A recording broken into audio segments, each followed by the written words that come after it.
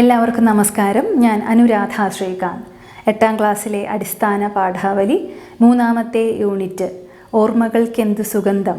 ഈ യൂണിറ്റിലെ 2ാമത്തെ പാഠമാണ് നമുക്കിനി പഠിക്കാനുള്ളത്. കഴിഞ്ഞ ക്ലാസ്സുകളിൽ എല്ലാവരും ശ്രദ്ധിച്ചിരിക്കുമെന്ന് കരുതുന്നു. കാണാത്തവർക്കായി ലിങ്ക് ഡിസ്ക്രിപ്ഷൻ ബോക്സിൽ കൊടുത്തിട്ടുണ്ട്. ഇന്നത്തെ ക്ലാസ്സിലേക്ക് കടക്കാം. 3ാമത്തെ യൂണിറ്റ് ഓർമ്മകൾക്കെന്ത് സുഗന്ധം. ഈ യൂണിറ്റിലെ 2ാമത്തെ പാഠം ഒരു കവിതയാണ്. കവിതയുടെ പേര് ബഷീർ എന്ന ബല്യ ഒന്ന്. കവിത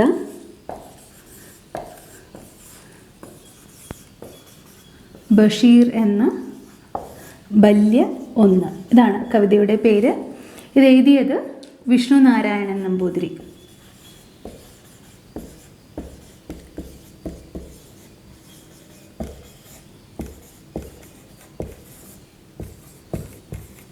വിഷ്ണുനാരായണൻ നമ്പൂതിരി രചിച്ച വൈഷ്ണവം എന്ന കൃതിയിൽ നിന്നാണ് ഈ കവിത എടുത്തിരിക്കുന്നത്. വൈഷ്ണവം എന്ന കൃതിയിലെ ഒരു കവിതയാണ് ബഷീർ എന്ന ബല്യ ഒന്ന്. രചിച്ചിരിക്കുന്നത് വിഷ്ണുനാരായണൻ നമ്പൂതിരി. മലയാള സാഹിത്യത്തിലെ പ്രമുഖനായ കവിയാണ് വിഷ്ണുനാരായണൻ നമ്പൂതിരി. വാഗ്മി, ഭാഷാ പണ്ഡിതൻ, സാംസ്കാരിക ചിന്തകൻ എന്നീ നിലകളിലും അദ്ദേഹം പ്രശസ്തനായിരുന്നു. തിരുവല്ലയിൽ ഇരിങ്ങോലിൽ എന്ന സ്ഥലത്ത് ശ്രീവല്ലി ഇല്ലത്ത് 1939 ജൂൺ 2 അദ്ദേഹം ജനിച്ചത്. 1939 ജൂൺ 2 അദ്ദേഹത്തിൻ്റെ ജനനം. കേരളത്തിലെ പല സർക്കാർ കോളേജുകളിലും അദ്ദേഹം അധ്യാപകനായി സേവനമനുഷ്ഠിച്ചിട്ടുണ്ട്. Kozhikode, Kollam, Ernakulam, Thiruvananthapuram, Pattambi, Chittur, government Brennen college, Thalassery എന്നിവിടങ്ങളിൽ ഇംഗ്ലീഷ് വിഭാഗം അധ്യാപകനായി അദ്ദേഹം ഏറെക്കാലം പ്രവർത്തിച്ചു. യൂണിവേഴ്സിറ്റി കോളേജിൽ നിന്ന് വകുപ്പ് അധ്യക്ഷനായി വിരമിച്ചതിനു ശേഷം തൻ്റെ കുടുംബക്ഷേത്രമായ തിരുവല്ലയിലെ ശ്രീവല്ലഭ ക്ഷേത്രത്തിൽ 3 വർഷക്കാലം അദ്ദേഹം ശാന്തിക്കാരനായും ജോലി ചെയ്തു. കേരള ഭാഷാ ഇൻസ്റ്റിറ്റ്യൂട്ട്, കേരള സാഹിത്യ സമിതി, പ്രകൃതി സംരക്ഷണ സമിതി, കേരള കലാമണ്ഡലം, കേരള സാഹിത്യ അക്കാദമി എന്നിവിടങ്ങളിൽ സേവനമനുഷ്ഠിച്ച അദ്ദേഹം 1997 മില്ലേനിയം കോൺഫറൻസിലെ അംഗവുമായിരുന്നു. ഇത്രയുമാണ് അദ്ദേഹത്തിൻ്റെ ജീവിതരേഖ. ഇനി നമുക്ക് അദ്ദേഹത്തിൻ്റെ കാവ്യജീവിതം പരിചയപ്പെടാം. തൻ്റെ മുത്തശ്ശനിൽ നിന്ന് കൈക്കൊണ്ട കാവ്യപരിചയവും ഗുരുവായ പ്രൊഫസർ ഷെപ്പേർഡിൽ നിന്ന് സ്വായത്തമാക്കിയ പാശ്ചാത്യ കവിതാ താൽപ്പര്യവുമാണ് വിഷ്ണുനാരായണൻ നമ്പൂതിരിയിലെ കവിയെ ഉണർത്തിയത്. ഇങ്ങനെ സംസ്കൃതത്തിൻ്റെയും മലയാളത്തിൻ്റെയും കാവ്യപാരമ്പര്യത്തിൻ്റെ വളക്കൂറുള്ള മണ്ണിൽ വേരുറപ്പിച്ചുകൊണ്ട് പാശ്ചാത്യ സംസ്കൃതിയുടെ വായുവും വെളിച്ചവും ഉൾക്കൊണ്ട് അദ്ദേഹത്തിൻ്റെ കാവ്യലോകം തിടം വെച്ചു. അദ്ദേഹത്തിൻ്റെ കൃതികളിലെ സവിശേഷതയായി എടുത്തു പറയേണ്ടതും ഇതുതന്നെയാണ്: സംസ്കൃത മലയാള പാരമ്പര്യം.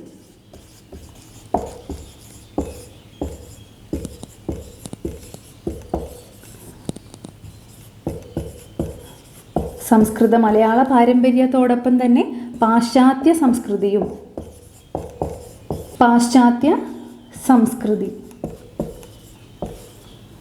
പാശ്ചാത്യ സംസ്കൃതിയെയും സമന്വയിപ്പിക്കാൻ അദ്ദേഹത്തിന് സാധിച്ചു എന്നുള്ളതാണ്. വേദാന്തങ്ങളിലൂടെ അവയോളം തന്നെ ഉയർന്ന കാളിദാസനും ശങ്കരാചാര്യരും ടാഗോറും, നാരായണഗുരുവും കുമാരനാശാനും വള്ളത്തോളും NV കൃഷ്ണവാര്യരും വൈലോപ്പിള്ളിയും ഇടശ്ശേരിയും ഷേക്സ്പിയറും ഷെല്ലിയും കീറ്റ്സും അദ്ദേഹത്തിൻ്റെ കാവ്യപഥത്തിലെ വഴിവിളക്കുകളായി മാറി. പഠിപ്പിക്കുന്ന അറിവുകളേക്കാൾ വേദം മൊഴിയുന്ന അനുഭൂതികളിലേക്ക് കാതോർക്കാനാണ് കവി എപ്പോഴും താൽപ്പര്യം പ്രകടിപ്പിച്ചിരുന്നത്. വിരക്തി ഒരു കാലത്തും അദ്ദേഹത്തെ ആകർഷിച്ചിരുന്ന ഒന്നായിരുന്നില്ല എന്ന് അദ്ദേഹം തുറന്നു പറയുന്നുമുണ്ട്. പ്രകൃതിയിൽ നിന്നുകൊണ്ട് തന്നെ മനുഷ്യനെ കേന്ദ്രമാക്കി കവിതകൾ നെയ്തെടുക്കുന്ന കവിയായിരുന്നു വിഷ്ണുനാരായണൻ നമ്പൂതിരി. മുറിവേറ്റവൻ്റെ വേദനകൾ ഉപരിപ്ലവമാവാതെ കാവ്യപാരമ്പര്യത്തിൻ്റെ കെട്ടുറപ്പോടെ തനിമയോടെ അദ്ദേഹം തൻ്റെ കൃതികളിൽ അവതരിപ്പിച്ചു. പ്രതിരോധമാർന്ന ഒരു ജീവിതബോധം തൻ്റെ കവിതകളിൽ നിരന്തരമാകുമ്പോഴും ആത്മീയമായ ചൈതന്യം ഒട്ടും ചോർന്നു പോകാതെ നിലനിർത്താനും അദ്ദേഹത്തിന് സാധിച്ചു. വേദങ്ങൾ, സംസ്കൃത സാഹിത്യം, യൂറോപ്യൻ കവിത, മലയാള കവിത എന്നിവയുടെ കാവ്യപൂർണതയാർന്ന ഒരു സങ്കലനം അദ്ദേഹത്തിൻ്റെ കവിതകളിൽ കാണാം. തൻ്റെ കാവ്യസങ്കല്പത്തെക്കുറിച്ച് കവി പറയുന്നത് ഇപ്രകാരമാണ്: വഴികാട്ടിയല്ല ചെറുതുണ മാത്രമൻ കവിത, പടകൂട്ടുമാർപ്പുവിളിയോ ഉയിർ കൈച്ചുപോം കൊടിയ നൈരാശ്യമോ പുളകം അരഞ്ഞാണിടുന്ന രതിയോ കൊതിയോടു തേടിയണയും പഴയ ചങ്ങാതി എൻ കൈക്കുടന്നയിൽ നിനക്കു തരുവാനുള്ളതെൻ്റെ മെയ്ച്ചൂടു മാത്രം. ഇങ്ങനെ വിഷ്ണുനാരായണൻ നമ്പൂതിരിയുടെ കാവ്യസങ്കല്പം തികച്ചും വിനയാന്വിതമായി തീരുകയാണ്. സാത്വികമായ ബോധം ജീവിതത്തിലും കവിതയിലും കൊണ്ടു നടന്ന കവി കൂടിയായിരുന്നു വിഷ്ണുനാരായണൻ നമ്പൂതിരി. ഇനി നമുക്ക് അദ്ദേഹത്തിൻ്റെ പ്രധാനപ്പെട്ട കൃതികളും അദ്ദേഹത്തിന് ലഭിച്ച പുരസ്കാരങ്ങളും പരിശോധിക്കാം. വിഷ്ണുനാരായണൻ നമ്പൂതിരി രചിച്ച പ്രധാനപ്പെട്ട കവിതാ സമാഹാരങ്ങളും അദ്ദേഹത്തിന് ലഭിച്ച പുരസ്കാരങ്ങളുമാണ് ഇവിടെ എഴുതിയിട്ടുള്ളത്. ആദ്യം നമുക്ക് അദ്ദേഹത്തിൻ്റെ കൃതികൾ വായിക്കാം.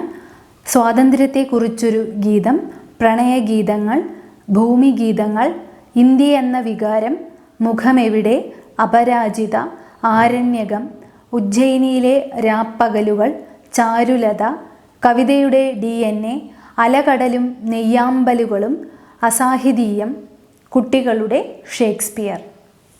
സ്വാതന്ത്ര്യത്തെക്കുറിച്ചൊരു ഗീതം ഭാരതീയ ദർശനത്തിൻ്റെയും ഇതിഹാസ പുരാണങ്ങളുടെയും സ്വാധീനം ഉൾക്കൊണ്ട് കാൽപ്പനിക വിരുദ്ധമായ ക്ലാസിക്കൽ പ്രവണത പ്രകടിപ്പിച്ചും രചിക്കപ്പെട്ട കൃതിയാണ് ഇത്. പ്രണയഗീതങ്ങൾ ആത്മനിഷ്ഠമായ പ്രണയഗീതങ്ങളാണ് അദ്ദേഹത്തിൻ്റെ ആദ്യകാല കവിതകളുടെ സ്വഭാവം. അത്തരത്തിൽ രചിക്കപ്പെട്ട ഒരു കൃതി തന്നെയാണ് പ്രണയഗീതങ്ങൾ. 1979 കവിതാ സാഹിത്യത്തിനുള്ള കേരള സാഹിത്യ അക്കാദമി പുരസ്കാരം ലഭിച്ച കൃതിയാണ് വിഷ്ണുനാരായണൻ നമ്പൂതിരിയുടെ ഭൂമിഗീതങ്ങൾ. അദ്ദേഹം രചിച്ച മറ്റൊരു പ്രധാനപ്പെട്ട കൃതിയാണ് ഇന്ത്യ എന്ന വികാരം. ആധുനിക കവിതയുടെ സ്വഭാവമായി മൃത്യുപൂജ, അന്യതാബോധം, ശൂന്യതാവാദം, പൈതൃക നിരാസം തുടങ്ങിയവയോട് അദ്ദേഹം ഒരിക്കലും താല്പര്യം പ്രകടിപ്പിച്ചിരുന്നില്ല. മതാത്മകമായ കാൽപ്പനികതയ്ക്ക് പ്രാധാന്യം നൽകി ഉദാത്തമായ ഭാവസൗന്ദര്യത്തോടെ അദ്ദേഹം അവതരിപ്പിച്ചു. അടുത്ത കൃതി മുഖമെവിടെ. 1982 പ്രസിദ്ധീകരിച്ച ഈ കൃതിക്ക് 1983 ഓടക്കുഴൽ അവാർഡ് ലഭിക്കുകയുണ്ടായി. അടുത്ത കൃതികൾ അപരാജിത, ആരണ്യകം.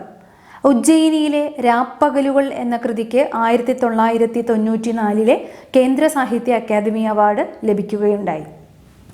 കാളിദാസ കവിതയുമായി ആത്മൈക്യം നേടിയ കവിയാണ് വിഷ്ണുനാരായണൻ നമ്പൂതിരി. ഉജ്ജയിനിയിലെ രാപ്പകലുകളിൽ കാളിദാസനൊപ്പം രാപ്പകലെന്നില്ലാതെ കൂടെ നടക്കുന്നു അദ്ദേഹം. കാളിദാസൻ്റെ മാളവത്തിൽ മഴ പെയ്യുന്നത് അദ്ദേഹം വർണ്ണിക്കുമ്പോൾ കാലങ്ങൾക്കപ്പുറത്തേക്ക് നമ്മൾ യാത്രയാവുന്നു. ചങ്ങമ്പുഴയ്ക്ക് പ്രണയമെന്നതുപോലെയായിരുന്നു വിഷ്ണുനാരായണൻ നമ്പൂതിരിക്ക് കാളിദാസൻ. മുൻപ് സൂചിപ്പിച്ച ഇന്ത്യ എന്ന വികാരം എന്ന കവിതയിൽ കാളിദാസനുമായുള്ള അദ്ദേഹത്തിൻ്റെ സംഭാഷണമാണ്. കവിയോട് കവിതയിലൂടെ നടത്തുന്ന അപൂർവമായ സഞ്ചാരം ഈ കവിതകളിലൊക്കെ തെളിഞ്ഞു കാണാം. 2010 വയലാർ പുരസ്കാരം നേടിയ വിഷ്ണുനാരായണൻ നമ്പൂതിരിയുടെ കൃതിയാണ് ചാരുലത. 36 കവിതകളുടെ സമാഹാരമാണ് ചാരുലത എന്ന ഈ കൃതി. അടുത്ത കൃതികൾ കവിതയുടെ DNA, അലകടലും നെയ്യാമ്പലുകളും, അസാഹിതീയം. ഇവ മൂന്നും അദ്ദേഹം രചിച്ച നിരൂപണങ്ങളാണ്. അദ്ദേഹം രചിച്ച ബാലസാഹിത്യ കൃതിയാണ് കുട്ടികളുടെ ഷേക്സ്പിയർ.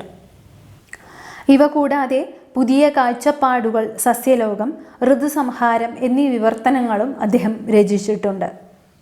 വിഷ്ണുനാരായണൻ നമ്പൂതിരിക്ക് ലഭിച്ച പുരസ്കാരങ്ങളിൽ എടുത്തു പറയേണ്ടത് 2014 കേന്ദ്ര സർക്കാർ നൽകിയ പത്മശ്രീ അവാർഡാണ്. സാഹിത്യത്തിന് നൽകിയ സമഗ്ര സംഭാവനയെ മാനിച്ചാണ് അദ്ദേഹത്തിന് ഈ പുരസ്കാരം ലഭിച്ചത്. 2014 തന്നെ അദ്ദേഹത്തിന് ലഭിച്ച എഴുത്തച്ഛൻ പുരസ്കാരം. ഭൂമിഗീതങ്ങൾ എന്ന കവിതയ്ക്ക് ലഭിച്ച കേരള സാഹിത്യ അക്കാദമി അവാർഡ് 1979.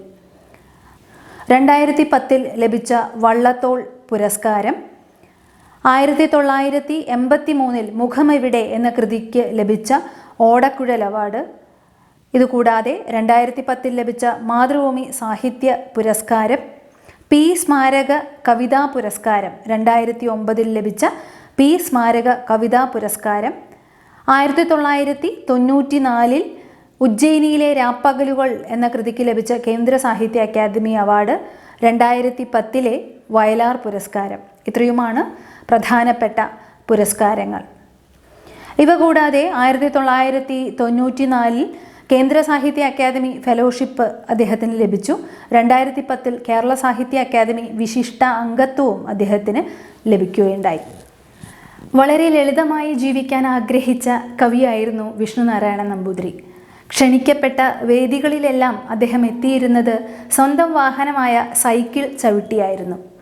അക്കാലത്ത് പല സാഹിത്യകാരന്മാരും പ്രസംഗവേദിയിലെത്താൻ സംഘാടകരോട് കാറും മറ്റും ആവശ്യപ്പെട്ടിരുന്നിടത്താണ് അവർക്ക് സാമ്പത്തിക ബാധ്യത ഉണ്ടാകരുത് എന്നു കരുതി വിഷ്ണുനാരായണൻ നമ്പൂതിരി സൈക്കിളിൽ യാത്ര ചെയ്ത് പ്രസംഗവേദിയിലെത്തിയത്.